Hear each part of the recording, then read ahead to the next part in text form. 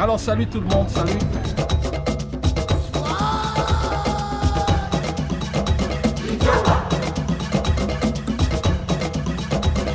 Maintenant, nous avons un autre dispositif qui, ma foi, aussi très intéressant. Et j'aimerais savoir ce que c'est. Bonjour monsieur, qui êtes-vous d'abord? Bonsoir monsieur, je suis étudiant de licence génie civil, plus spécifiquement de l'option bâtiment. Génie civil, bâtiment? Oui, bâtiment. Ok. Je suis étudiant à l'Institut universitaire de technologie Photo-Soweto. Montrez un peu ce beau bâtiment là. Faites voir ça en zoom là. Pour qu'on comprenne un peu. Et je vois là hôtel. Hôtel. C'est un hôtel. Ok, dites-moi un peu. Bon, déjà nous avons pensé à la construction d'un hôtel. Oui. Donc ça c'est un projet qui émane de notre esprit. Ouais. Déjà, c'est ce qui est matérialisé là en maquette. Donc nous avons fait une projection en 3D en utilisant les cartons, les matériels recyclables. Oui, justement. C'est solide. Oui, c'est solide. Donc, déjà pour un tel projet, il est nécessaire de mener des études géotechniques. Donc, ce qui est présenté là, connaître un peu le sol. Effectivement, il est nécessaire de connaître la portance du sol. Et comment vous menez les études géotechniques? Quel est l'objectif de ces études? L'objectif, déjà au niveau du génie civil, au niveau du génie civil, oui. Il y a déjà plusieurs méthodologies pour mener des essais géotechniques. Il y a par exemple le pénétromètre. On utilise un appareil avec lequel Quel est l'objectif de ces études? L'objectif est de savoir si le sol en question sera en mesure de supporter le bâtiment dont vous voulez implanter sur ceci. Ouais. Et qu'est-ce que vous recherchez sur le sol? Lorsque on fait des essais géotechniques, on veut obtenir la portance du sol, la capacité portante, donc c'est-à-dire sa contrainte. Savoir si à une certaine profondeur, à un certain mètre carré du sol, il peut résister à la charge que le bâtiment va appliquer dessus. Et qu'est-ce que vous recherchez? Lorsqu'on obtient la contrainte du sol, qu'est-ce que vous recherchez dans la contrainte du sol là? Qu'est-ce que vous recherchez? Des roches?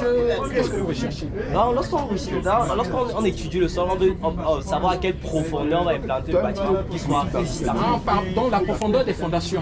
La profondeur des fondations. Environ. Oui, et ayant déjà la contrainte là, on peut maintenant déterminer les sections des éléments porteurs, des fondations, des poteaux, et même des poutres. Et quelle est la profondeur moyenne d'une fondation? On ne peut pas parler de profondeur moyenne parce ça que dépend. les sols varient. Okay, mais continuons. naturellement, il faut qu'une fondation soit enterrée parce que le sol comprend effectivement. Donc on peut dire 1 mètre. Parce que moi, quand je fais mes études géotechniques dans le domaine de l'eau, c'est pour chercher la profondeur pour laquelle on va creuser pour trouver la nappe. Chez vous, vous cherchez la résistance. Ok, continuons. Voilà. Le projet, il a quel objectif? L'objectif déjà du projet, ce sera il va être implanté dans la ville. Voilà. Comme tout projet qui se respecte, il doit avoir un impact sur son environnement. Il va déjà créer les emplois pour les habitants de la localité. Combien de chambres vous avez? On a environ 10 à 15 chambres par niveau, étage courant. Et au total? C'est un R+5. Ça donne total combien de chambres? Donc aux étages courants qui sont nombre de 4, on aura 40 chambres. 40 à l'étage 1, on aura 12 chambres. Au rez-de-chaussée, il y aura les restaurants, un restaurant, un bar. Donc quand l'hôtel est plein, on a 40 personnes, 80 personnes. Ce sont des chambres plus le personnel. Oui, plus le personnel, ça fait peut-être 100 personnes. Oui. Quand l'hôtel est plein. Oui. Bon voilà. Est-ce que vous avez prévu des aspects comme les eaux usées? Les eaux usées. Oui, le traitement des eaux Donc là, usées. sur notre maquette, nous n'avons pas présenté. Non, je dis dans le projet. Oui, bien évidemment. Il est nécessaire de faire des éléments comme les fosses septiques qui vont traiter les eaux. Oui, et les fosses septiques, dans le cas d'un tel bâtiment, doivent être menées par un plombier de qualité, de référence. Donc nous n'allons pas dire que nous allons mener ces essais-là nous-mêmes. Donc nous allons travailler. C'est un projet commandé?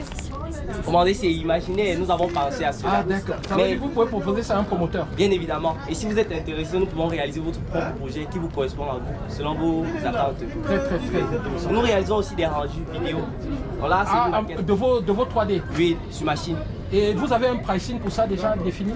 C'est-à-dire, monsieur? C'est-à-dire que si cette vidéo, s'il y a quelqu'un qui nous suit et qui a son projet de bâtiment et il voudrait réaliser, il veut vous contacter pour ça. Oui, nous sommes à mesure. Si nous contactons, nous sommes à mesure déjà de faire les plans, de faire les débits, les rendus vidéo et même d'aller jusqu'à la réalisation du projet. Okay, nous sommes peut-être jeunes, mais nous travaillons en collaboration avec les ennemis. Super. Nous nous accompagnons. Super.